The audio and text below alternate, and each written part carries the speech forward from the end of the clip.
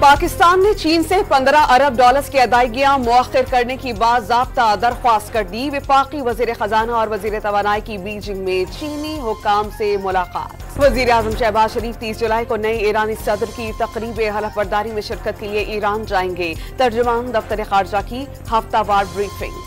Lahore high court ने 9 मई के 12 मुकदमात में बानी पीटीआई का जिस्मानी रिमांड कलअदम करार दे दिया।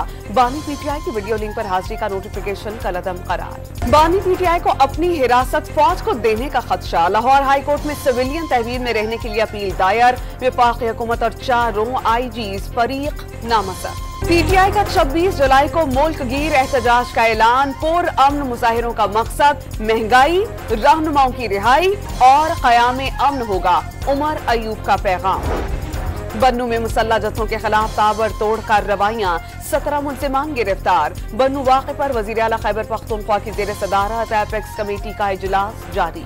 सुप्रीम कोर्ट ऑफ पाकिस्तान ने सिंध में जाली पीआरसी और डोमिसाइल के इजरा के खिलाफ एमकेएम की दरख्वास्त पर सूबाई हुकूमत और दीगर फरीकैन को नोटिस जारी कर दिए। इलेक्शन कमीशन ऑफ पाकिस्तान ने मखसूस नशिस्तों से मुतालिक इबहाम पर सुप्रीम कोर्ट ऑफ पाकिस्तान से रुजू कर लिया।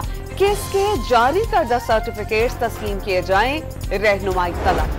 वज़ारत दाखिला सिंध का थ्रेट असेसमेंट कमेटी की सिफारिश पर साबिका जज और सरकारी अफसरान को सिक्योरिटी फराहम करने का फैसला। पुलिस हुकाम को रिपोर्ट पर अमल दरामद की हिदायत। वज़ीर आला पंजाब ने सूबे के गरीब आवाम को अपने घर का मालिक बनाने के अज़्म का इजहार कर दिया। रिलीफ की फराहमी के लिए रिकॉर्ड मुरतब करने की हिदायत। कराची में यूसुफ गोड से टॉबर पीपल्स बस सर्विस के नए रूट का इफ्तिताह। सीनियर वजीर शर्जील इनाम मेमन ने अवाम की खिदमत को पाकिस्तान पीपल्स पार्टी की अव्वलीन तरजीह करार दे दिया। और कराची में मसला जुज़वी तौर पर अबारालूद और मौसम खुशगवार। महकमा मौसमियात ने आज शाम और रात के वक्त हल्की बारिश का इम्कान जाहिर कर दिया।